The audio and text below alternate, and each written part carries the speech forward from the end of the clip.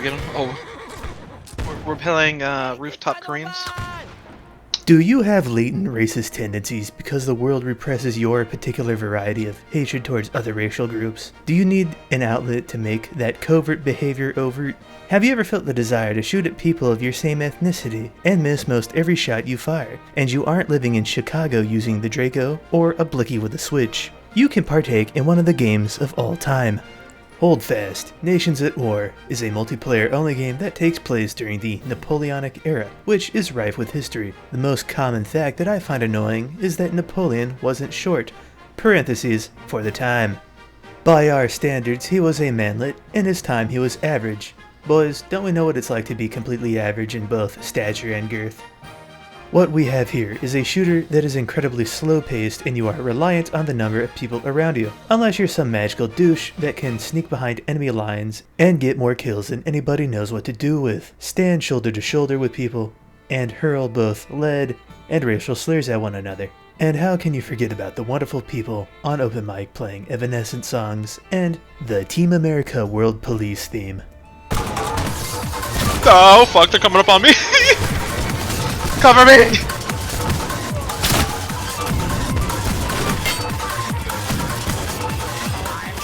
You and the boys are tasked with charging into enemy fire with little regard for your life.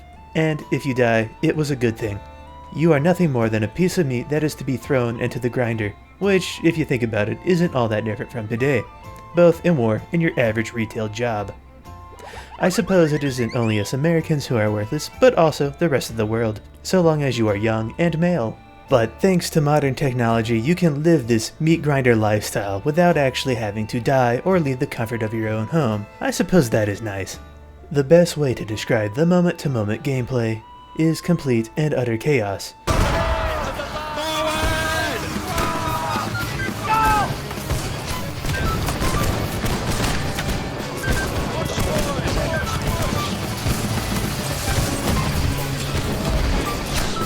If you think you are able to hear anything over the music and slurs, you're dead wrong. If you are curious to whether this game is fun or not, let me ask you a question. Do you enjoy getting punched in the dick by an iron gauntlet covered in razor wire? Yes, it's very fun. Everything from getting shot in the head by a cannon half a mile away to getting stabbed in the ass with a bayonet. There's fun to be had for weeks. Back in the day, there was a general rule that you didn't shoot 5 players or anyone playing music. Unfortunately, the uncivilized console players finally got their port. Bright side, the servers are full. Downside, they are the type of people that don't return their carts when they're done shopping or push in their chairs. They have no respect for the finer arts and should be classified as worthless cannon fodder. Make sure the ones with the PS or Xbox symbol go before you do. This game will have you going from point to point, holding each location, or you will defend and attack a castle or other military installations. This is in many ways a Battlefield 1812. You hold points and run down the enemy's tickets. This combined with the fun 13-second reload time of a musket. This game is impossible to win alone, so I guess the main thing to keep in mind is that even if you think you know what the hell is going on, you probably want to be a little sheep and follow the herd. They will probably lead you astray, but more bodies should keep you around a little longer. But if you die together. There is nothing more honorable than charging into a position and getting wiped out by grape shot. People often complain about toxic communities, and I find it a little funny because I came across C.S. Lewis and his thoughts on friendship. This got me thinking. Here in the old US of A, when it comes to corporations and school, they always demand that everybody be kind to one another, demand that you feel safe. That you have a right to feel safe. Not actually be safe, but feel it. It's almost as if your emotions are being engineered by halfwits that don't care for you and only want a docile and passive group. You are not allowed to exclude, insult, joke, or make uncouth remarks. If you do, you will be punished and isolated. And if that is not a prime example of irony, then I don't know what is. Why do I bring this up? Well, the insults and jokes typically serve as a test from one dude to another. If you get insulted or offended, you are weak of mind and not worthy to be part of the group. We have been brought up and are bringing up the next generation of people to be mentally weak and vulnerable, all for the sake of kindness. I believe that this is a counterintuitive mistake.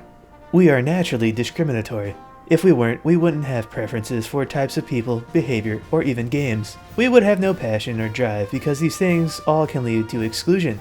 And excluding others is not kind. In fact, it is selfish. However, we humans are selfish creatures that desire what we want. There's nothing wrong with this inherently, so long as you adhere to a moral framework that is set up around respect, not kindness. With respect, we can make an improvement. And with respect, you don't kill the musicians. Oh yeah. Leave him alone, leave him alone! No! Assholes. A common truth is that video games are much more enjoyable with friends, no matter how awful they are. In this game, the random guy calling you a racial slur is in fact your friend. Every random person is another friend that will aid in your enjoyment of this game. Nigger. Even if they're calling you every insult under the sun, you will come to enjoy their racial epithets and insults. It is a shared camaraderie that I don't typically find in other games. Although this type of behavior is looked down upon with disdain from general society, it builds a deeper connection with the douche standing next to you, or even the bastard trying to shank you in the ass. The real-time gameplay is janky on a good day under an eclipse when all the planets are aligned. You can aim at a guy that is aiming at you, both of you can fire and will miss one another, only to affix bayonets, charge at one another, and neither one of you can even stab each other. Or you can sneak around to one of their tents, wait for them to spawn, and then miss, because the game hates you. Spawn camping is typically avoided in other games. However, here it is a viable tactic. Actually, it's the only tactic worth a damn. And because there is local voice chat, this becomes incredibly fun. The guy hiding in a bush, spawn killing you, hurling insults at you, as you and the boys are hunting him down, yelling the same shit back at him. There is a certain kind of beauty here that is hard to explain. It's one of those things that you really just have to try for yourself. As mentioned earlier, this game is rather clunky. Yeah, it seems to be a running theme with this channel, but hey, fuck it. It's still better than Arma or any of the mill sims. Those just... no. There are multiple classes in this game, but they are more or less the same in terms of weaponry because, I mean, it's a musket. Y'all got a musket. None of them really work well. There is one person with a rifle, and it's only slightly more accurate than the musket.